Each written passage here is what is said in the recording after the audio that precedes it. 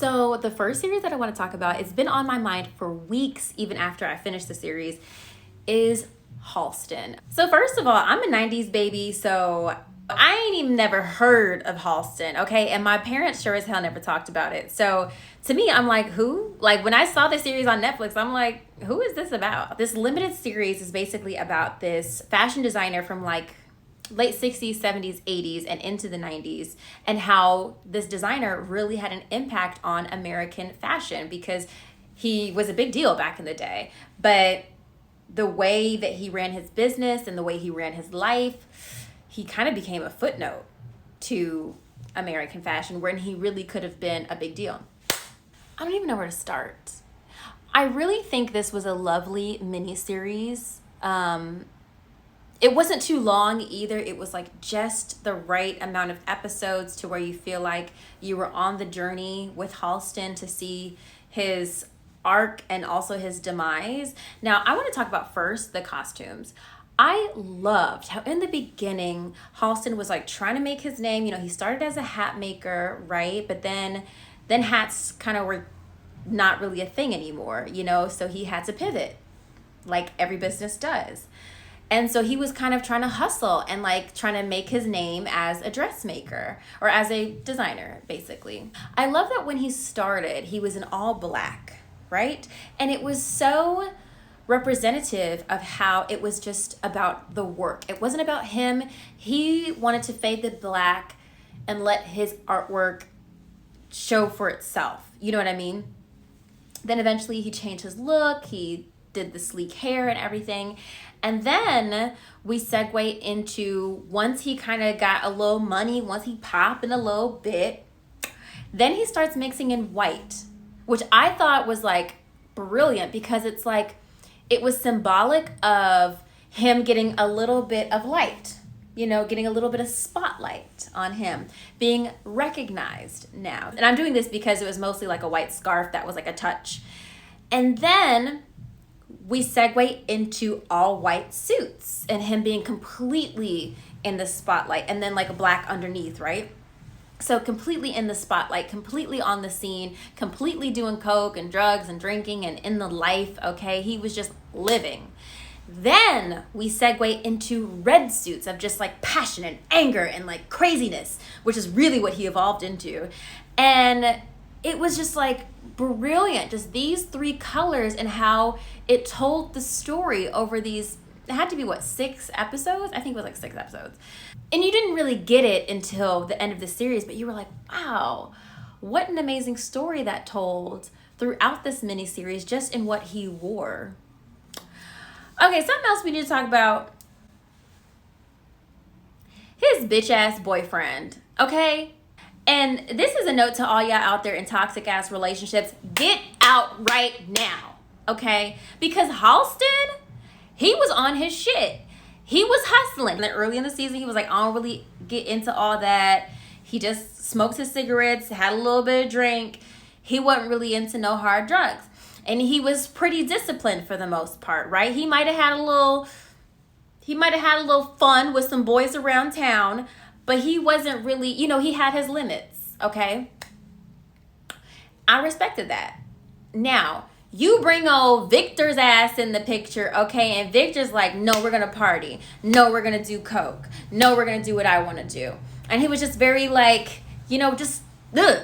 It was just so reminiscent of like what a toxic ass person can do to you in your life and your relationship. And my personal feeling is, if he had never let Victor up into his aura, he would have been in these streets. He would have topped Calvin Klein. He was basically like doing the damn thing before Calvin Klein. High key. And I got on Calvin Klein shoes right now. That's a damn shame. But anyway, I just feel like if he never let Victor influence him the way that he did, I really wonder where Halston would be. I wonder where the name Halston would be. Truly.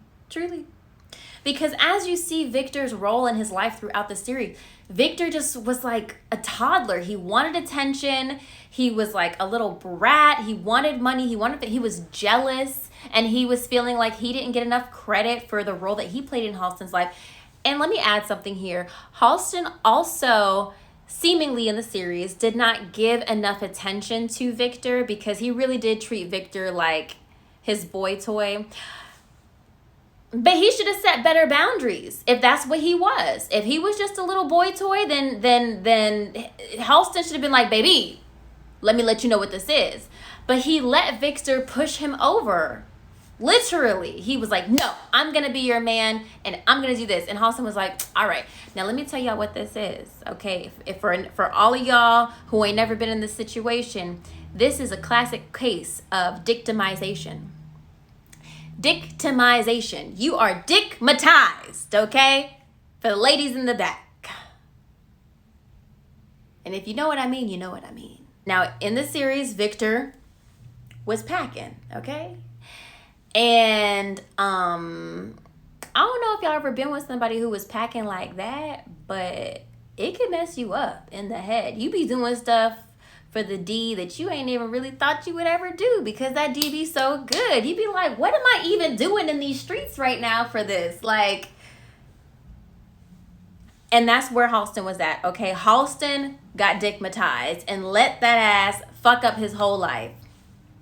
So this is a PSA to be cognizant of when you are in that space, okay? And don't be so dickmatized that you fuck up the trajectory of your fucking life.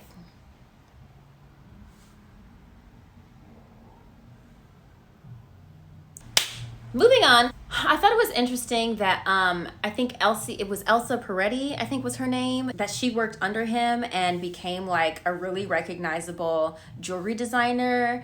That was really interesting. I didn't know that fun fact. And she actually just died this year. That was like super interesting. I was like, whoa. Also, this was a great lesson to any artist out there that you can't just be an artist. There was a theme there of having to choose of whether being an artist or being a business person, okay? But you got to be both. Because if you're not careful, you will get got. You will get got. These people who run corporations and run businesses, they are out here to make money. They are about the bottom line, period. They are not here for you. They are here to exploit you as an artist. So you cannot be here and trust people saying, oh, I just want to do my thing. I just want to paint. I just want to sing. I just want to rap. I just want to sew. No, you got to have some savviness and you have to have some wherewithal so that you don't get screwed over. Because that's what happened to Halston. Now, also, Halston spiraled because of addiction. So he didn't check himself on that. The last thing I'll say about the series is I felt like it was really inspiring just as an artist myself. Just seeing his hustle, seeing his dream come to life, seeing what he was willing to do. Also having to roll with the punches and make something out of nothing when everything was going wrong at that fashion show in Paris and nobody was respecting him. And they fixed the backdrop and they had to make the feathers a dress, and also the designs were actually amazing. I would wear some of those dresses today. This is probably actually reminiscent of one of the dresses, at least the silhouette that was in the film. And it was just so interesting seeing how impactful his designs were, again, on American fashion for women. So if y'all ain't seen it, check it out. I loved it. I was inspired. I feel like I learned some lessons. I feel like the actor who, what was his name? The one who played Austin, Ewan McGregor. Amazing.